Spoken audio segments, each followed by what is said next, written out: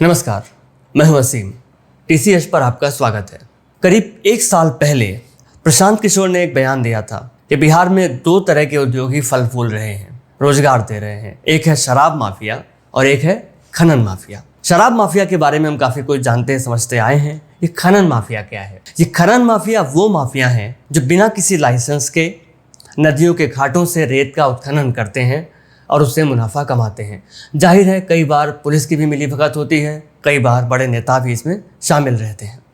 तो अचानक से हम ये रेत माफिया, खनन माफिया, इनकी बात क्यों कर रहे हैं? हम इनकी बात इसलिए कर रहे हैं कि पिछले 15-20 दिन के अंतराल में बिहार में कुल 10 पुल गिरे हैं और ये एक असाधारण घटना है कि इतने कम समय में अचानक से एक ही राज्य में इतने सारे पुलों का अचानक से गिर जाना। आज के इस वीडियो में हम ये समझने की कोशिश करेंगे कि इन रेत माफियाओं का, इन खनन माफियाओं का इन पुलों के गिरने से आखिर क्या संबंध हो सकता है। असल में जो बिहार में ये पुल गिरे हैं ये अलग अलग जिलों में थे, अररिया में, छपरा में, सिवान में, किशनगंज में, मधुबनी में, पूर्वी चंपारण में। और इन सारे पुलों की बात करें तो ऐसा नहीं है कि किसी विशेष शासनकाल में, किसी विशेष सरकार के दौरान ये बने थे। कुछ पुल बहुत कम समय हुआ था उनको बने हुए, कुछ 30-35 साल पुराने थे और कुछ तो 100 साल पुराने थे, अंग्रेजों के समय के बने हुए पुल थे। तो ऐसा क्या हुआ अचानक से कि ये सारे पुल अभी तक नहीं गिरे और अचानक से इन 10-15 दिन के समय में गिरने लगे? इस बारे में कुछ इंजीनियर्स की अगर हम बात सुने तो उनका कहना है कि आमतौर पे जो पुल बनते हैं उनके जो कॉलम्स होते हैं, पिलर्स होते हैं, वो एक खास तकनीक है वेल फाउंडेशन, जिसके जरिए बनाए जाते हैं, जिसके जरिए उनकी फाउंडेशन बनाई जाती है। और ऐसे में उन पिलर्स के टिल्ट होने की, तिरछा होने की बहुत कम संभावना होती है। अगर वो डैमेज भी होते हैं तो ये डैमेज धीरे धीरे करके होती है। अचानक से वो पुल तिरछे नहीं हो जाते हैं या वो पुल धंस नहीं जाते हैं वो पिलर्स। लेकिन इस मामले में वो पिलर धंस गए हैं, वो टिल्ट हुए हैं, जो कि अपने आप में एक आश्चर्य की बात है। अब अगर सोचिए कि ऐसा कब हो सकता है। अगर आपके घर की जो फाउंडेशन है, जो बुनियाद है, उसे कमज़ोर करना हो तो यकीनन हम उसके चारों तरफ की मिट्टी को खोद दें, धरती को खोखला बना दें तो मजबूत से मजबूत फाउंडेशन भी टिक नहीं पाएगी। तो कहीं ऐसा ही बिहार के इन पुलों के साथ तो नहीं हुआ? ऐसा माना जाता है कि जब बिहार सरकार ने शराबबंदी की तो एक बहुत बड़ा रेवेन्यू खो दिया और उस रेवेन्यू को भरपाई करने के लिए सरकार ने जिन चीज़ों की तरफ देखा उनमें से एक था खनन से, रेत के खनन से आने वाला रेवेन्यू। उन्होंने कोशिश की उस रेवेन्यू को बढ़ाने की और बहुत सारे नदियों के घाटों को रेत खनन के लिए उनका ठेका दिया जाने लगा। अक्टूबर 2022 से नवंबर 2023 तक सरकार ने इससे 27.5 अरब रुपए कमाए, जबकि सरकार का टारगेट मात्र 17 अरब का था। उससे 1.5 गुना ज़्यादा सरकार ने रेवेन्यू कमाया। अब ये तो लीगल सैंड माइनिंग की बात कर रहे हैं हम। अगर हम इल्लीगल सैंड माइनिंग की बात करें, यानी कि वो माफिया जो ठेके नहीं लेते हैं और मनमर्जी से बिना किसी परमिशन के, बिना किसी ठेके के कहीं भी नदियों को खोद के उनकी रेत निकालने लगते हैं, तो पहली बात तो इनकी किसी ना किसी पुलिस, किसी ना किसी नेता, किसी ना किसी इस तरह की पहुंच होती है कि ऐसा फ्रीली कर पाते हैं, या तो ये इतने दबंग होते हैं कि पुलिस इन्हें रोक नहीं पाती। और दूसरी बात ये भी, क्योंकि ये बिल्कुल गैर कानूनी तरीके से होता है तो बहुत सारी ऐसी मशीनों का भी इस्तेमाल होता है जिनका असल में इस्तेमाल करना मना है। या कहाँ से हम, कौन से घाट हैं जहाँ से रेत उत्खनन हो सकता है या जहाँ से नहीं होना चाहिए, ये इस बात का ध्यान भी नहीं रखते। ये सिर्फ इस बात का ध्यान रखते हैं कि कहाँ से रेत का खनन करना आसान है। और आमतौर पे ये जो इल्लीगल सैंड माफिया हैं, इल्लीगल सैंड माइनिंग करने वाले लोग हैं, ये अपने अवैध उत्खनन के लिए ऐसी जगहों को चुनते हैं जो किसी सड़क के पास हो या किसी पुल के पास है। क्योंकि हम नदियों की बात कर रहे हैं तो आमतौर पे पुल के पास।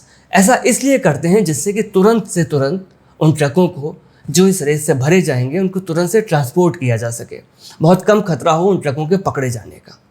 इसलिए ज़्यादातर ये पुलों के पास की जगह चुनते हैं। इसी कारण से 2021 में 10 मार्च को बिहार के राज्य सड़क विभाग ने एक नियम बनाया।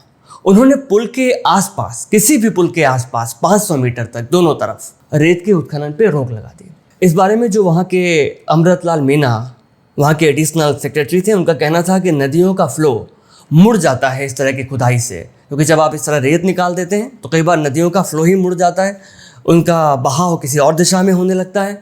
और दूसरी बात ये होती है कि पुलों की जो फाउंडेशन है वो कमज़ोर हो जाती है।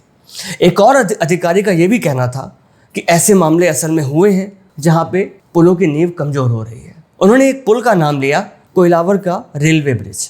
अब कोइलावर का रेलवे ब्रिज जो था ये बहुत पुराना ब्रिज था अंग्रेज़ों के समय का, और इसकी बुनियाद भी इसके पिलर्स भी इसी वजह से कमज़ोर हो रहे थे, क्योंकि उसके आसपास के रेत उत्खनन के जरिए इन अवैध रेत माफियाओं ने निकाल ली थी। इसके बाद वहाँ के प्रशासन ने बहुत सारी, जब इस बारे में रिपोर्टिंग हुई, मीडिया ने खबरें की, तो उन्होंने क्या किया, ये तरीका अपनाया कि उसके चारों तरफ एक ब्रिज ब्लॉक बना दिया। ब्रिज ब्लॉक का मतलब है कि पुल के कुछ दूर तक दोनों दिशाओं में उन्होंने एक दूरी तय की और ये तय किया कि यहाँ से कोई नाव आर पार, कोई भी आर पार नहीं जा पाएगा, क्योंकि ये तमाम रेत माफिया नाव के जरिए उसको पार करते थे और वहाँ से उत्खनन होता था। उसके लिए उन्होंने तमाम जब्त की गई नाव का सहारा लिया। ऐसी एक घटना जमुई में घटी सितंबर 2023 में, जहाँ पर बरनान नदी का एक पुल सितंबर 2023 में उसके अचानक से 4 पिलर्स धंस जाते हैं और उसके बाद पुलिस सबको सावधान करती है कि इस ब्रिज से नहीं निकलना है। और वहाँ के जो स्थानीय लोग हैं, वो तमाम लोग बहुत लंबे समय से इस बारे में बात कर रहे थे और उन्होंने कहा ये अवैध उत्खनन रेत का वहाँ से बहुत लंबे वक्त से जारी था, इसीलिए ऐसा हुआ। उन्होंने सरकार पे ये आरोप लगाया था। अब अगर ऐसा है तो सरकार एक तरफ नियम तो बनाती है कि वो पुल के आसपास इस तरह का उत्खनन नहीं होने देगी या कुल मिला के इस गैर कानूनी रेत के उत्खनन पे रोक लगाएगी, लेकिन क्या वो ऐसा कर पाई है? अगर आप पिछले कुछ समय में अगर जानने की कोशिश करें कि रेत माफियाओं का वहाँ पे क्या हाल है, तो आप पाएंगे कि रेत माफिया एक बहुत बड़ी ताकत में बदल गया है। हर थोड़े थोड़े वक्त में ऐसी घटनाएं घटती हैं जब ये रेत माफिया खनन विभाग के अधिकारियों पर या फिर पुलिस वालों पर सीधे हमले करते हैं। और ये इतने बड़े हमले हैं, एक मामले में तो एक तलवार से हमला किया गया था और एक दरोगा के दोनों हाथों की उंगलियां काट ली गई थी। जब मैंने कुछ देखने की कोशिश की कि पिछले कुछ हमले कहाँ कहाँ हुए हैं, तो हाल का एक हमला है 16 जून 2024 में नवादा में। यहाँ पर पुलिस पर हमला होता है और एक एएसआई को ट्रैक्टर से रौंद दिया जाता है, वही ट्रैक्टर जो रेत के उत्खनन में, गैर कानूनी उत्खनन में इस्तेमाल किया जा रहा था। 15 जून 2024 को बेतिया में तलवार से एक दरोगा के दोनों हाथों की उंगलियां काट दी जाती हैं। 11 जून 2024 बक्सर, एक खनन अधिकारी पर जानलेवा हमला होता है। 6 जनवरी 2024 भागलपुर, खनन विभाग की टीम पर हमला होता है जब वो वहाँ पर तमाम ट्रक और ट्रैक्टर को जब्त करने की कोशिश कर रहे थे जो इस गैर कानूनी उत्खनन में इस्तेमाल किए जा रहे थे। गया में 6 जनवरी 2024 को ये रेत माफिया पुलिस से भिड़ जाते हैं और तमाम वो ट्रक जो उन्होंने सीज किए थे, बालू से लदे हुए ट्रक, उनको लेकर भी भाग जाते हैं। 14 दिसंबर 2023 को किशनगंज में बहुत सारे रेत माफिया लाठी डंडों के साथ पुलिस की टीम की पूरी पिटाई करते हैं। यहीं पर इसके पहले 8 दिसंबर को वो एक और वीडियो सामने आता है, कुछ तस्वीरें आती हैं जब वो खनन विभाग के कर्मचारियों को पीट रहे हैं और तमाम अधिकारी इसमें रोते हुए दिखाई पड़ते हैं। 14 नवंबर 2023 को जमुई में एक दरोगा को एक ऐसे ही ट्रैक्टर से जो अवैध रूप से रेत का उत्खनन करके उसको भर के ले जा रहा था, रेत माफिया के ट्रैक्टर से, एक दरोगा को उस ट्रैक्टर से कुचल दिया जाता है।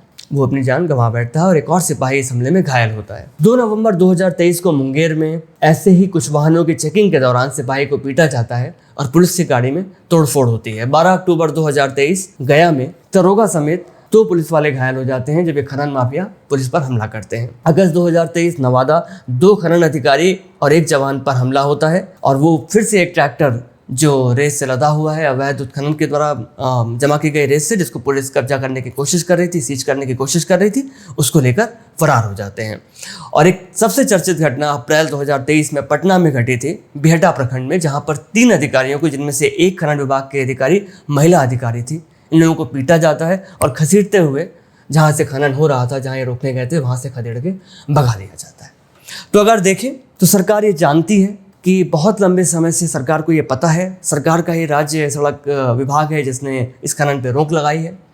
उनको पता है कि इस तरीके से पुल कमज़ोर हो रहे हैं। सरकार ने तमाम पुलों के पिलर्स को सुरक्षित करने के लिए बाकायदा वहाँ पे इस तरह की बैरिकेडिंग की है जिससे वहाँ खनन ना किया जाए। और साथ में उनको ये भी पता है कि इस तरह की घटनाएं, किस तरह की घटनाएं राज्य में घट रही हैं पुलिस वालों के साथ, खनन अधिकारियों के साथ। इसके बाद एक जांच कमेटी बनाई जाती है। मुझे लगता है कि इस जांच कमेटी को बनाना एक तरह का बहाना है। वो अच्छी तरह जानते हैं कि इन पुलों को गिरने की घटनाएं कैसे हो रही हैं।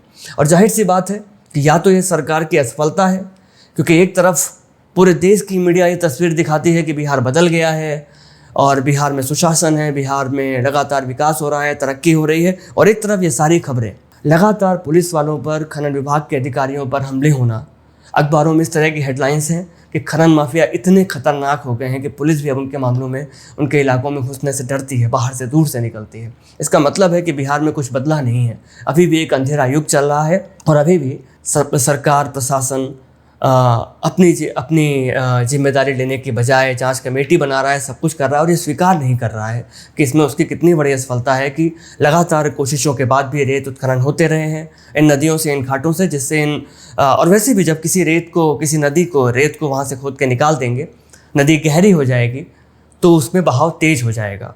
ऐसा माना जाता है कि मैदानी इलाकों की जो नदियाँ होती हैं उतनी तेज नहीं होती हैं, उतनी तेज बहाव नहीं होता है क्योंकि वो छिछली होती हैं, उतनी गहरी नहीं होती हैं, चौड़ी होती हैं। लेकिन जब आप उसको खोदते जाएंगे तो वो ठीक पहाड़ी इलाकों की नदियों की तरह गहरी हो जाएंगी और उनका बहाव भी बहुत तेज हो जाएगा। तो एक तो इससे बहाव तेज होता है, दूसरी बात है कई बार बहाव का जो दिशा है वो बदल जाती है, जिससे बाढ़ की समस्या होती है। और तीसरा, जैसा हम इस मामले में देख रहे हैं कि पुलों के आसपास जब इस तरह का उत्खनन होता है तो उनके कॉलम्स, उनके पिलर्स बेहद कमज़ोर हो जाते हैं, जिससे पुलों के गिरने की घटना हो सकती है। उम्मीद है कि सरकार इस बारे में ध्यान देगी और इस बारे में जांच करेगी कि इसमें रेत उत्खनन करने वालों का क्या हाथ है, और वो कोशिश करेगी किसी न किसी तरह से ऐसा करे कि इन रेत उत्खनन करने वालों को रोक सके, जिससे कि जो माफिया राज बिहार में चल रहा है इसका अंत किया जा सके। धन्यवाद।